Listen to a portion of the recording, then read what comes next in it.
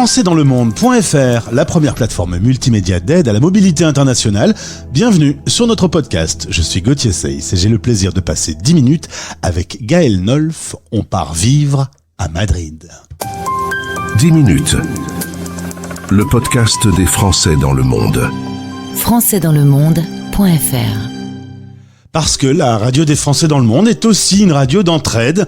On va passer 10 minutes avec Gaël qui est parti vivre à Madrid il y a quelques temps après avoir déjà connu Valencia, Shanghai.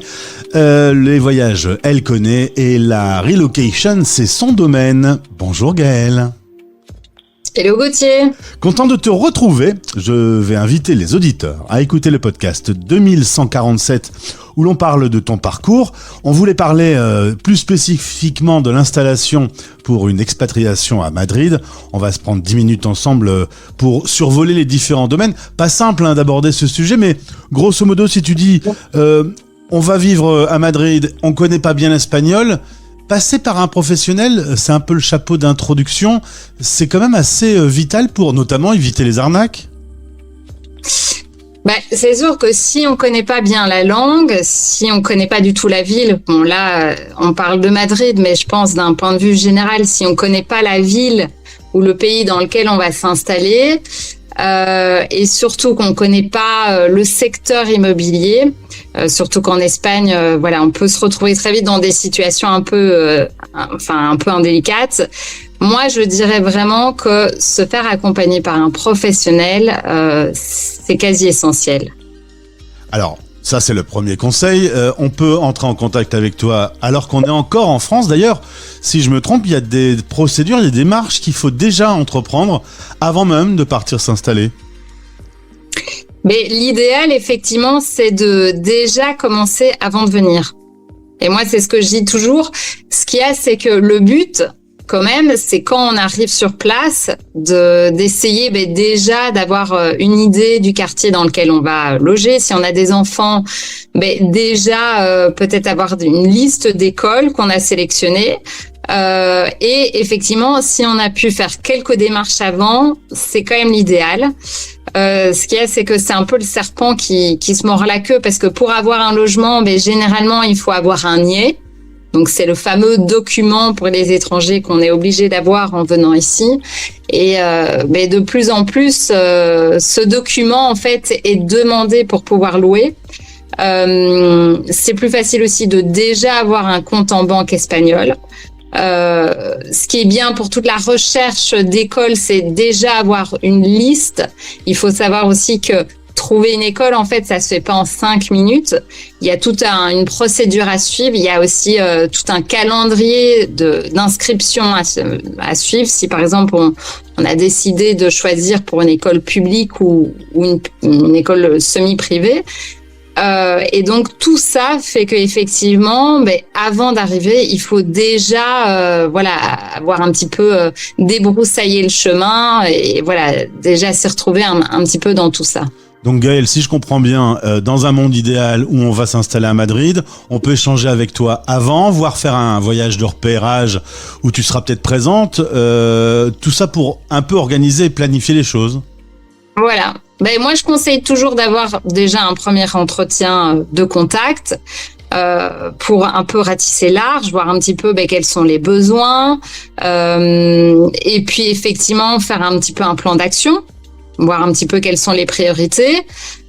Moi, je préconise toujours de faire ce qu'on appelle un circuit d'orientation. Donc, c'est venir une première fois pour visiter un petit peu Madrid, mais non pas comme un touriste, parce que ça, c'est vrai que ça arrive souvent. Les gens, ils viennent 2 jours et puis du coup, et c'est normal. J'ai fait un peu pareil au début.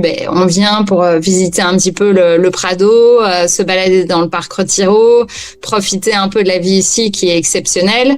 Et puis en fin de compte, on s'écarte un petit peu de l'objectif. Donc un circuit d'orientation où on essaye vraiment de regarder quels sont les différents quartiers. Déjà, si on a fait une liste d'écoles, si on a des enfants, voir un petit peu les écoles, essayer de faire des visites de logement, déjà pour avoir une idée, des visites d'écoles, comme ça, tout ça est déjà bien clair dans la tête. moi, je pense que c'est une très bonne chose, en tout cas, si notre situation le permet de pouvoir venir déjà faire une petite visite avant. Alors évidemment, s'installer en solo ou en couple ou avec des enfants, voire même avec des animaux, tout ça, ça s'organise un peu. Ne serait-ce que les animaux, par exemple, on peut pas faire un peu ce qu'on veut. Mais effectivement, alors on n'y pense pas souvent. On pense effectivement, on a un chien, un chat, qu'on va venir comme ça. Mais ça aussi, ce sont des choses qui se préparent.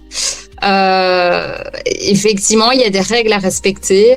Donc tout ça, il faut bien se renseigner avant. Même chose, effectivement. Si par exemple on a des enfants qui sont dans des écoles, mais qui finissent pas un cycle, et donc il y a une transition. Toute la question de l'équivalence en fait des diplômes, des cours, etc. C'est des choses à bien voir avant. Et puis pour toute la partie administrative aussi, il y a énormément de choses à faire avant. Moi, je conseille toujours, par exemple, pour le NIE, donc le fameux document qu'on doit avoir à l'arrivée en Espagne. Moi, je préconise toujours de voir s'il y a la possibilité de pouvoir l'avoir via le bureau consulaire du pays dans lequel on réside. Parce que effectivement, si on vient avec ce document à l'arrivée, ça permet quand même de faciliter grandement pas mal de procédures. Alors, on va parler d'un sujet qui devient un peu tendu partout dans le monde, c'est le logement. Et évidemment, quand ça commence à être un petit peu compliqué, il y a toujours des plus malins que d'autres pour mettre en place des petites arnaques. Là, on allume clairement un petit feu rouge parce qu'il faut faire attention. Alors, le logement, je dirais que c'est vraiment pour moi, de mon expérience, je veux dire personnelle et professionnelle, je pense que c'est là où il faut vraiment se faire accompagner. Déjà parce que ça prend énormément de temps, d'énergie. Il faut savoir qu'il y a énormément de demandes. Je parle par exemple d'une ville comme Madrid, mais c'est exactement pareil. Par exemple pour Barcelone, à Madrid, l'immobilier est complètement chamboulé. C'est-à-dire qu'il y a énormément de demandes et puis il y a très peu d'offres. Donc, ce qui fait que c'est très très compliqué déjà parfois d'avoir l'opportunité de pouvoir demander une visite. Il y a pas mal de visites groupées et quand on a l'opportunité de pouvoir faire une visite, très souvent on est en fait contacté 20 minutes à l'avance pour pouvoir faire la visite. Donc si on travaille ou si on doit s'occuper de ses enfants, c'est pas évident de se rendre disponible comme ça à la seconde. Il faut savoir aussi que les agences immobilières, enfin en tout cas les agents, je parle pas des propriétaires, mais il y a pas mal de biens qui sont tenus par les agences. Déjà, les agences sont fermées de 2 à 5. Donc, ça va être soit le matin, mais ils font aussi pas mal de visites le soir, parfois le samedi. Mais donc, voilà, il faut vraiment, en fait, s'adapter, je veux dire, à la vie ici. Et ça, c'est pas évident. Ça demande une certaine réactivité, une flexibilité qui n'est pas donnée à tout le monde, surtout si on a des enfants ou si on travaille. Ça, c'est la première chose. Une fois qu'on a effectivement la possibilité de faire une visite, le problème, c'est vu qu'il y a énormément de candidats, en Espagne, on a la possibilité de pouvoir réserver un bien. Ce processus est énorme, enfin c'est très stressant. Je vais pas rentrer dans les détails, mais c'est un processus où il faut être extrêmement réactif et puis c'est quand même assez stressant. Donc ça c'est donc la réservation et puis ce qu'il y a aussi c'est qu'il y a pas mal il faut faire attention surtout dans le centre de Madrid. Donc je parlais de Madrid capitale. Il y a aussi pas mal je vais pas dire de fraude, mais voilà parfois disons qu'on peut un peu profiter du locataire et voilà se retrouver un peu dans des situations inconfortables. Surtout que voilà les propriétaires ils ont l'embarras du choix donc il faut vraiment être averti par rapport à ses droits en tant que locataire et ça c'est hyper important. Très souvent on n'est pas au courant et voilà c'est quelque chose il faut vraiment tenir à l'œil et c'est pour ça que oui se faire accompagner pour moi c'est vraiment essentiel de le faire du début jusqu'à la fin, jusqu'à l'installation et même, je dirais, jusqu'à l'inventaire de l'appartement. Parce que ça aussi, très souvent, on oublie. C'est très important à faire. Il y a souvent des complications, je ne vais pas rentrer dans les détails. Mais voilà, c'est tout ça pour dire que c'est en fait toutes des petites subtilités, toutes des connaissances à avoir. Et puis effectivement, quand en fait on n'est pas du tout du secteur et en plus c'est pas notre pays ou notre ville et qu'en plus on maîtrise pas la langue, c'est toutes des petites difficultés qui s'accentuent. Et en plus quand on a le statut d'étranger, parfois, c'est encore plus compliqué. Donc voilà, je pense que le professionnel peut être le meilleur allié en fait pour la personne qui s'installe dans ce genre de situation. Un mot sur les transports. Est-ce que la voiture est obligatoire ou est-ce que le système de transport en commun est très développé, suffisamment pour pouvoir se passer d'une voiture? En l'occurrence, tu me disais, le télétravail n'est pas très propagé à Madrid, donc du coup, il y a beaucoup le matin, le soir, de bouchons. Du coup, est-ce qu'on peut s'en passer d'une voiture? Après, ça dépend où on habite aussi. Je dirais que dans Madrid capitale, voilà, on pourrait s'en passer. Après, bon, moi j'ai une voiture, donc je veux pas dire le contraire, mais je prends énormément le métro. Et il faut savoir que la ville de Madrid est extrêmement bien desservie. Il y a énormément de lignes à Madrid. Le métro est vraiment très propre, il est très sécure. Moi, honnêtement, je trouve le métro vraiment super à Madrid. Bon, il y a aussi des bus, il y a pas mal de bus, donc ça c'est pratique aussi. Mais ce qu'il y a, c'est que ce qui est important par rapport au transport, c'est vraiment toujours réfléchir à cette recherche d'écoles et de logements, justement par rapport à ce trafic qui est assez dense à Madrid. Il faut savoir aussi que tout le monde ne peut pas circuler à l'intérieur en fait de Madrid capitale. Je vais pas rentrer dans les détails, mais il y a des règles à respecter et voilà, tout ça dépend de la voiture qu'on a et tout le monde ne peut pas accéder. Donc tout ça, c'est de nouveau des choses qu'il faut savoir, mais ce qui est très très important, c'est de toujours bien réfléchir à la recherche de logement et d'école en fonction de la commodité.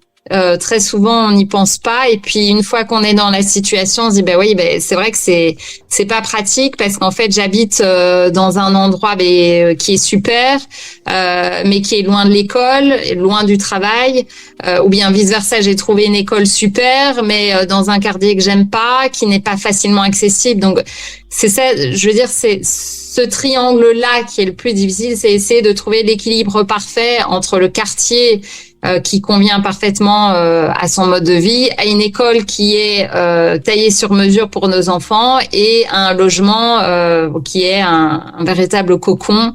Donc c'est vraiment cet équilibre-là qu'il faut trouver. Alors, il y a le site philcabania.com qui est la porte d'entrée pour pouvoir te contacter. Par rapport à tout ce qui concerne le professionnel, lancer son activité ou trouver un travail, toi tu me dis je suis un peu moins spécialiste, mais j'ai un réseau que je peux vous partager. Donc ce point-là peut être abordé aussi. Ensuite, pour ce qui est du reste de manger, boire, sortir, danser, visiter, on est en Europe, on est dans une grande capitale, donc il y a tout ce qu'il faut à portée de bras. Ah oui, non, pour ça, Madrid est vraiment super. Bon, bien sûr, je parle souvent de Madrid capitale parce que déjà, c'est là où j'ai un peu une plus-value parce que je connais très, très bien cette zone. Il y a bien sûr en dehors de Madrid capitale, mais si je me concentre sur Madrid capitale, il y a vraiment des zones qui sont vraiment super sympas. Et puis, il y a j'ai fait notamment un e-book sur ça. Il y a on va dire 5 barrios, 5 quartiers où on retrouve exclusivement la communauté, je veux dire francophone, parce que bon, moi je suis belge, donc je pense aussi aux Belges, mais on va dire francophone. Il y a aussi Suisse, il y a tout ça. Et francophone et aussi international. Et c'est vrai que ce sont des quartiers super où on peut retrouver pas mal une vie de quartier super intense, hyper authentique, avec pas mal de petits restos, une offre culturelle très riche aussi, pas mal de parcs. Madrid est super pour ça.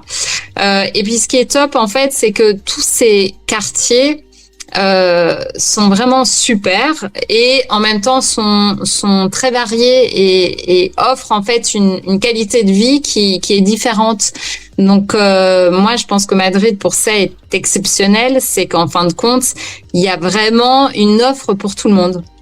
Donc ça, c'est super à Madrid. Eh ben écoute, je vais te contacter pour m'y installer, pour mettre mon petit studio à Madrid capitale. Je vous invite également à découvrir le podcast qui a été produit par Olivier Geoffrey pour la radio des Français dans le monde. Ça s'appelle Vivre à Madrid. Gaël, un grand merci. Le lien pour entrer directement en relation avec toi est dans ce podcast. Je te souhaite une bien belle journée dans une ville qui, il faut le dire, a quand même un côté très agréable au quotidien. C'est sûr. Un grand merci à toi en tout cas. Français dans le monde. Français dans